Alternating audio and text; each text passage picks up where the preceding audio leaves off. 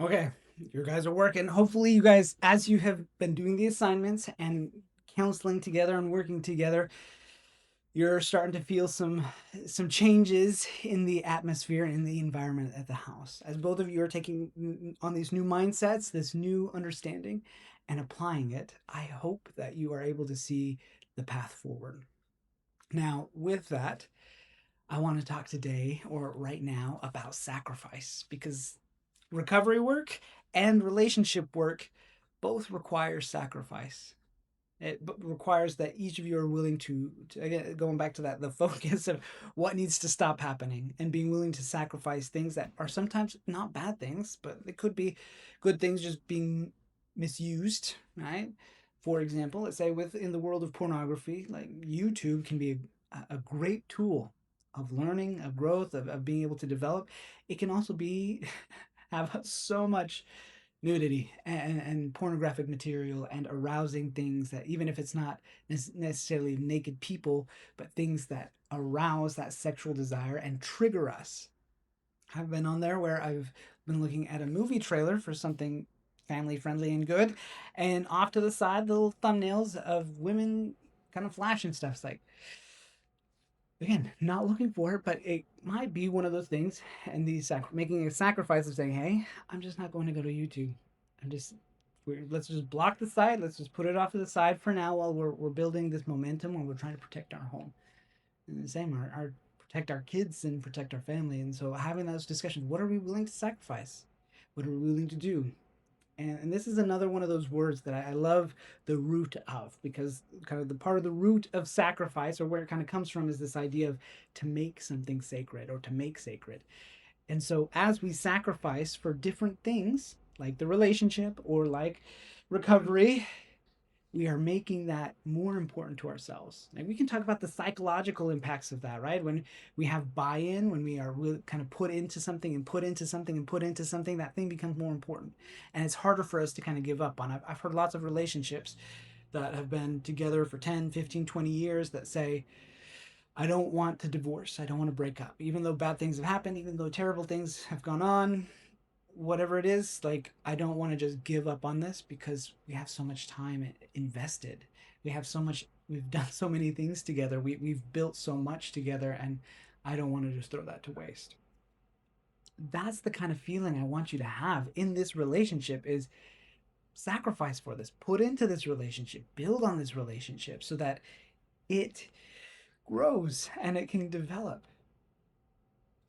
With this, it reminds me the parable or the phrase of you reap what you sow. The more, if you are sowing good things, if you're sacrificing for this, if you're trying to build on this, that you're going to reap benefits and blessings from that effort. Versus if you don't put in, again, like the hen that was like, I'm gonna plant the seeds, I'm gonna work the grain, I'm gonna bake the bread, and nobody helped and she ate the bread herself, right? It's like, if you don't put in the work, there's not going to be, you're not going to be able to reap from that unless we steal it from other people.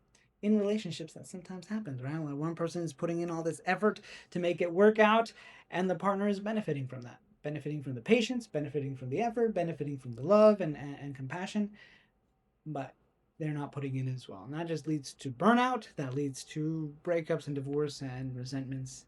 So part of the responsibility of both parties putting in and both parties being willing to sacrifice and make changes to do what is necessary for the relationship to work out, to give up things that, again, are sometimes good but are in the way.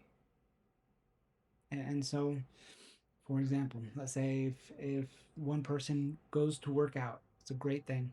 Going to work out, exercise can be healthy for recovery, can be healthy for these things, to sacrifice in that way.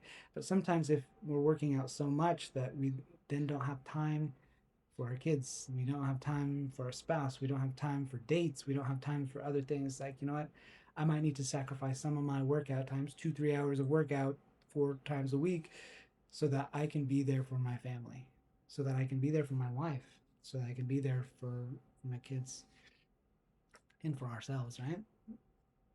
The same the other way around. If we are spending so much time I've seen this as well with extended family, that we really don't feel connected with our partner and spouse. It's like, you know what? Love my family, I love your siblings, I love your mom, whatever, but I need more of your time alone. I need our family unit to be able to connect in meaningful ways as well.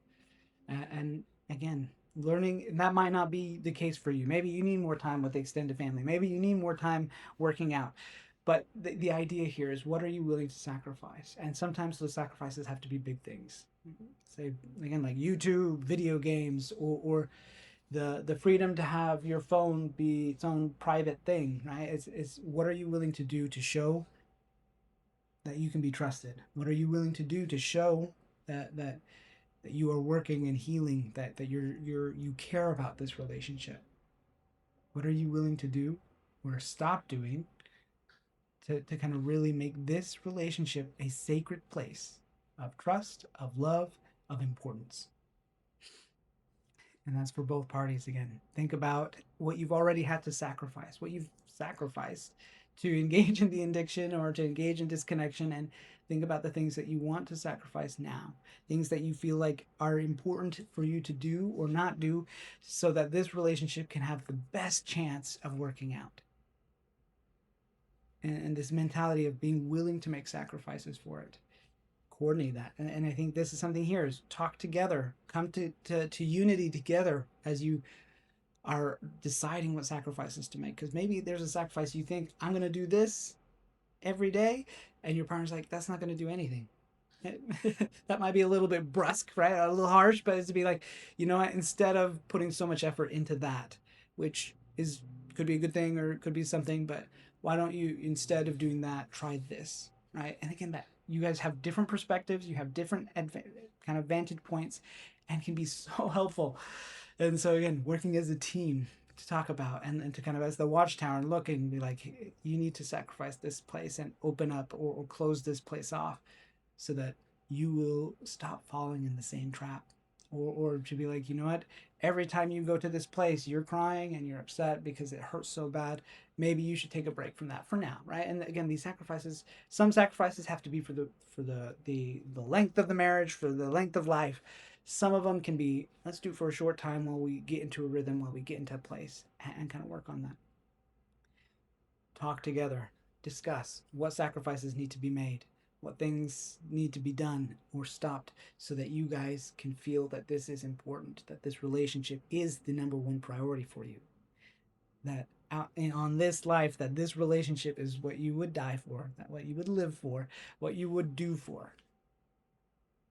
And as you see those sacrifices and appreciate the sacrifices your partner is making, it will help a sense of belonging be built in this place.